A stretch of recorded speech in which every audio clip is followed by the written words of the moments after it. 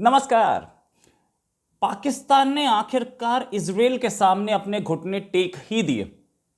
बहुत साल तक पाकिस्तान इजराइल को रिकॉग्नाइज नहीं कर रहा था, हमेशा बताता था यहूद और हनूद की कहानी, दो दुश्मन बताता था। अब यही यहूद इसके साथ मिलिट्री एक्सरसाइज करने लगा है।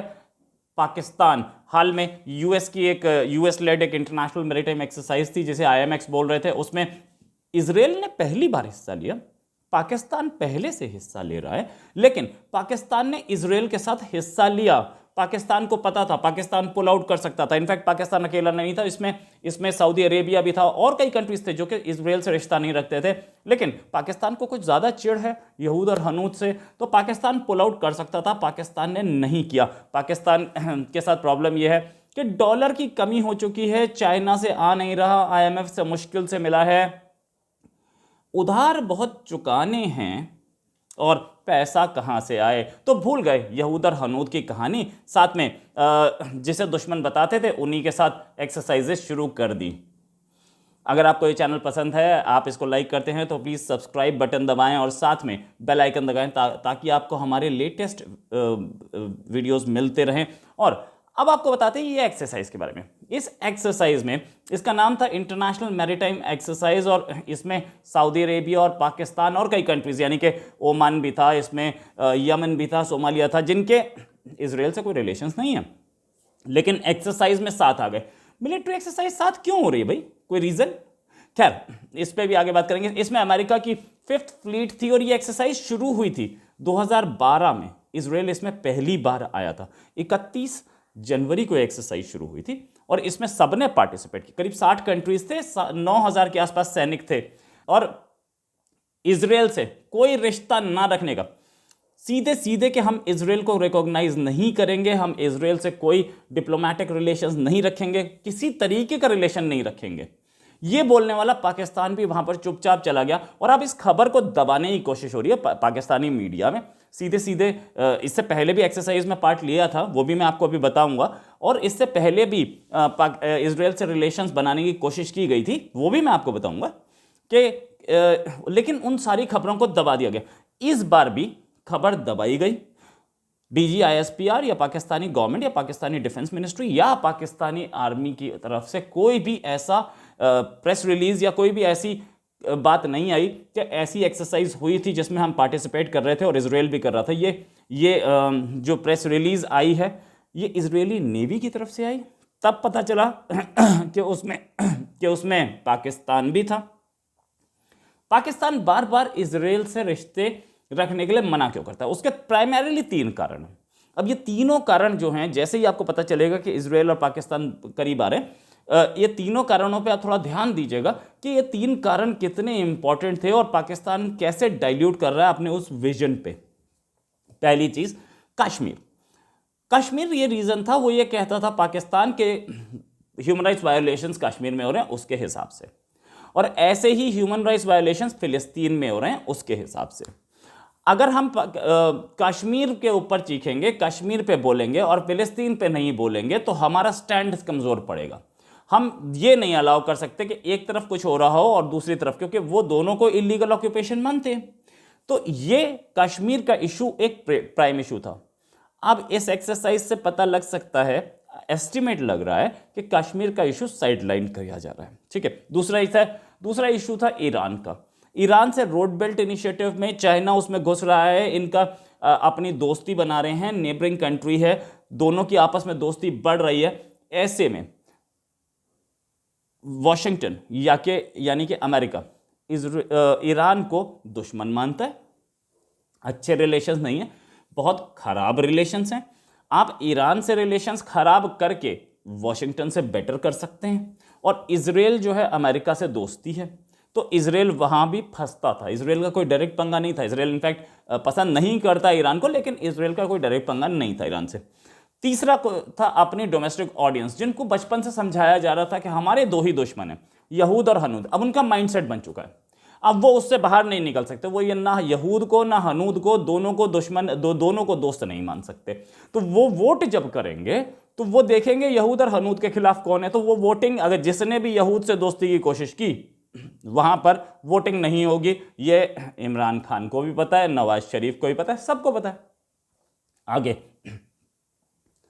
2020 में इन्हीं इमरान खान के जो शाह महमूद कुरैशी हैं फॉरेन मिनिस्टर, उनका स्टेटमेंट था कि हम सीधे सीधे बोल रहे हैं कि इजराइल और पैलेस्टीन का जो कॉन्फ्लिक्ट है वो रिजॉल्व होगी, उसी के बाद हमारे बेटर रिलेशंस बन सकते हैं। स्टेटमेंट था, I categorically represent Pakistan stands on Israel to the UAE's foreign minister during his visit to UAE that we will not and cannot establish a relationship with Israel until a concrete and permanent solution to Palestine issue is found। जब उन्होंने यहां तक बोल दिया, उसके बाद उसकी navy के साथ एक्सरसाइज, भले ही वो मल्टीनेशनल एक्सरसाइज थी, आप पुल आउट कर सकते थे, आप बोल सकते थे कि ये फिलिस्तीन के लिए वहां पे लोगों को मार रहा है, हम इस जालिम आदमी के साथ नहीं कर सकते, नहीं बोला गया। इनफैक्ट इससे ऊपर चलते हैं, जियाउल हक फॉर्मर डिक्टेटर, फॉर्मर प्रेसिडेंट, उन्होंने बोला था, उनका स्टेटमेंट था कि Pakistan and Israel are ideological twins. ये 1980s का स्टेटमेंट है, और उस समय दोनों के दोनों कंट्रीज, मतलब अमेरिका के साथ मिलकर पाकिस्तान अफगानिस्तान से सोवियत यूनियन को बाहर निकाल रहा था, उसमें इजराइल साथ दे रहा था। तो उस समय बैक चैनल टॉक्स भी चल रही थी पाकिस्तान की, ISI की और मोसाद की। चलिए, ये एक मजबूरी हुई, दो एनिमी इज अ फ्रेंड, तो आपने सोवियत यूनियन के दुश्मनों को दोस्त बना लिया था। इससे आगे 2021 में दोनों के बीच में डिप्लोमेटिक एंगेजमेंट्स की खबरें आई थी, जिसको पाकिस्तानी गवर्नमेंट ने डिनाई कर दिया था। चले, पाकिस्तानी गवर्नमेंट डिनाई करती है, मान लेते हैं। उस समय ही 2021 में ब्लैक सी मिलिट्री एक्सरसाइज हुई थी, ये 28 जून से 10 जुलाई के बीच में, जिसको यूएस ने और यूक्रेनियन नेवीज ने को होस्ट किया था। उसमें भी पाकिस्तानी नेवी इन्वॉल्व थी। बोला जाता है कि पाकिस्तानी नेवी इन्वॉल्व थी, पाकिस्तान ने फिर डिनाई कर दिया था इसको। ये जो लेटेस्ट एक्सरसाइज है, हो सकता है इसे भी पाकिस्तान डिनाई कर दे या ना कर पाए, क्योंकि इतना प्रूफ अवेलेबल है। 2003 में जनरल मुशर्रफ ने भी बोला था कि हमें डिप्लोमेटिक रिलेशंस ओपन करने चाहिए इजराइल के साथ, लेकिन कर नहीं पाए थे, क्योंकि वो एक जनरल से एक पॉलिटिशियन बन चुके थे, वोट उन्हें भी लेनी थी, इसलिए वो फंस गए। 2010 में विकीलीक्स ने बताया कि ISI और इजरायली ऑफिशियल्स जो हैं, दोनों के दोनों आपस में, ISI और इजरायली ऑफिशियल्स की आपस में बातचीत रही है। 2010 के आसपास मुंबई अटैक के बाद जब एक इजराइल पे अटैक का मामला था, तो इन्होंने इंटेलिजेंस इनपुट दी थी उसे। चलो ठीक है, उनकी जान बचाने के लिए दी थी, ये भी हम मान लेते हैं। अब अक्टूबर 2018 खबर आई कि इजराइल के बिजनेस जेट्स इस्लामाबाद पे लैंड की। खबर तोड़ दी रही, 10 घंटे तक वो बिजनेस जेट्स वहां खड़े रहे। किससे बात की, किससे नहीं बात की? इस्लामाबाद में तो वहां तो prime minister, finance minister, defence minister सब होते हैं। किससे बात हुई, किससे बात नहीं हुई, ये बात किसी को नहीं पता। 10 घंटे बाद वो प्लेन वापस उड़ गए। क्या किया उन्होंने, किससे बात की, किसी को नहीं पता था। इसको भी पाकिस्तान ने सीधे सीधे डिनाई कर दिया कि ऐसे कोई जेट्स नहीं थे। कुछ फोटोग्राफ्स भी आई थी उस टाइम पे कि ये जेट्स हैं, सैटेलाइट फोटोग्राफ्स टाइप, कि ये जेट्स हैं जो खड़े थे। मना कर दिया गया पाकिस्तान की तरफ से, हम मान लेते हैं। इमरान खान ने गल्फ जो था, अभी हाल में गल्फ के कुछ कंट्रीज ने इजराइल से रिलेशंस बनाए। इमरान खान ने उसे सीधे सीधे बोल दिया कि हमारे ऊपर गल्फ के कुछ कंट्रीज का प्रेशर था कि हम इजराइल से रिलेशंस बनाएं। इनफैक्ट जब इनके आर्मी चीफ गए थे वहाँ सऊदी अरेबिया, तो सऊदी अरेबिया के क्राउन प्रिंस ने उनसे मिलने से भी मना कर दिया था। बाद में आके बोला क्या कि वो हमारे ऊपर प्रेशर डाल रहे थे कि हम इजराइल को रिकॉग्नाइज करें, इसलिए हम नहीं मिले। और इमरान खान ने भी नाम नहीं लिया UAE और सऊदी अरेबिया का, तो और लेकिन बोला कि ये दोनों कंट्रीज हम पे प्रेशर डाल रहे हैं कि हम इजराइल को रिकॉग्नाइज करें, लेकिन हम रिकॉग्नाइज नहीं करेंगे। इसका इम्पैक्ट क्या हुआ? इसका इम्पैक्ट ये हुआ कि UAE ने अभी कोविड के टाइम पे पाकिस्तानियों को वर्क वीजा देने से मना कर दिया।